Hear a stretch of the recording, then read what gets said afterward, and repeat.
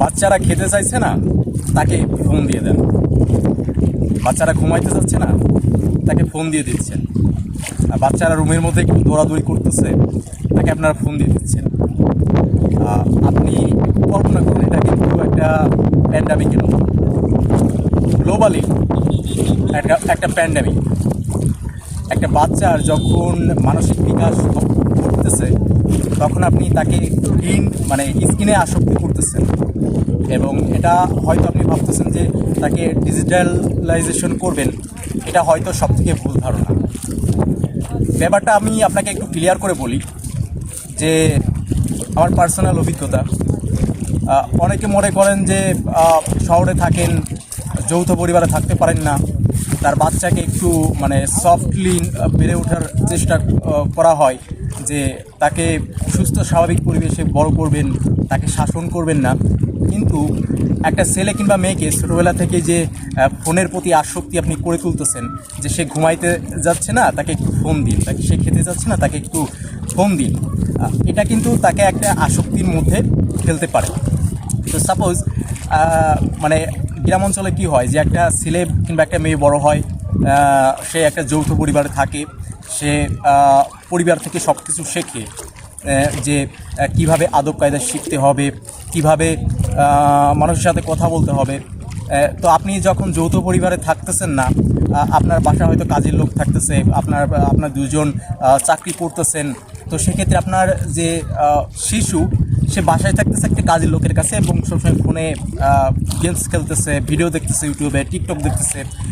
আমার মনে হয় যে এগুলো আসলে একটা রোগ হয়ে দাঁড়িয়েছে আমাদের মধ্যে, একটা ডিজিজ। তো ওই ছেলেটাকে, ওই মেয়েটাকে যখন বড় করা হবে, সে কিন্তু আসলে পরিবেশের সাথে খাপ খাইয়ে, অ্যাডাপশনের একটা ব্যাপার আছে, যে পরিবেশের সাথে খাপ খেয়ে নেওয়া, সেটা পারবে না।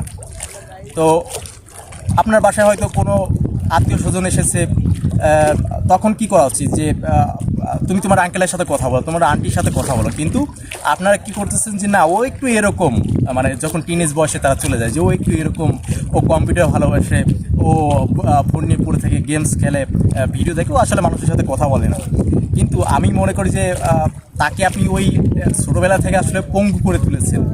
ব্যাপারটা কেন, সে যখন টিনেজ বয়স পার করে স্কুল কলেজে যাবে, সামাজিক রীতিনীতির মধ্যে যাবে, তখন তাকে কিন্তু স্ট্রাগল করতে হবে।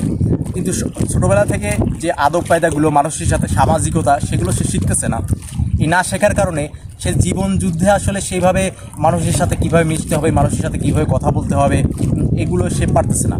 তো আপনি যখন আপনার ছোটো বাচ্চাকে খাওয়াচ্ছেন, তাকে শিখতে পরিবেশটা যদি এরকম হয় যে ওই খাবারটা কীভাবে প্রসেসিং হয়ে আসে, একটা খাবার যখন হাত দিয়ে মাখানো হচ্ছে, সে মাখানোর দৃশ্যটা কীরকম, তো ওই বাচ্চাটা আসলে দেখা ওই খাবারের ঘ্রাণটা শেখা উচিত। কিন্তু আপনারা কি করেন, যে একটা মোবাইল ফোন হাতে ধরে দিলেন, আপনি খাবারটা মুখে তুলে দিচ্ছেন, এবং সে ওই অলরেডি ওই স্ক্রিনে আসক্তি হয়ে সেগুলো দেখতেছে, এবং সে যে কী খাবার খাচ্ছে সেটা আসলে বলার বাইরে।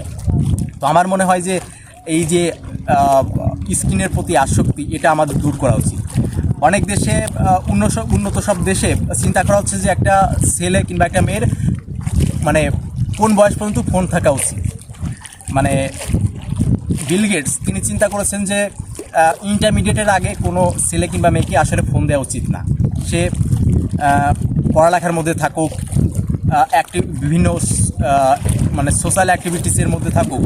তবে আমাদের সমাজে একটা বড় সমস্যা হচ্ছে যে আমরা একটা শিশুকে ঘরের মধ্যে আবদ্ধ করে রাখি, কিন্তু এই যে ছোটোবেলা থেকে যখন একটা শিশু বড় হয়, তার শারীরিক একটা গঠনের ব্যাপার আছে।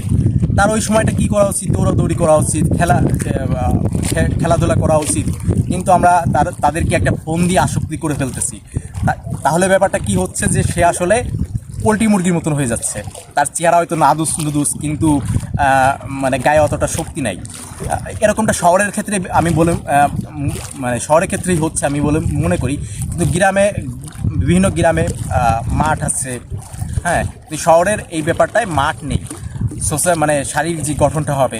তো আমি একটা বিষয় আপনাদের বলি, যে ভূমিদস্যু আছে যারা মাঠ কবজা করে নেন, এদের থেকে আসলে আমাদের খেলার মাঠগুলো রক্ষা করতে হবে, এবং বোঝাইতে হবে যে এই ছোট শিশুরাই তো আগামীর ভবিষ্যৎ।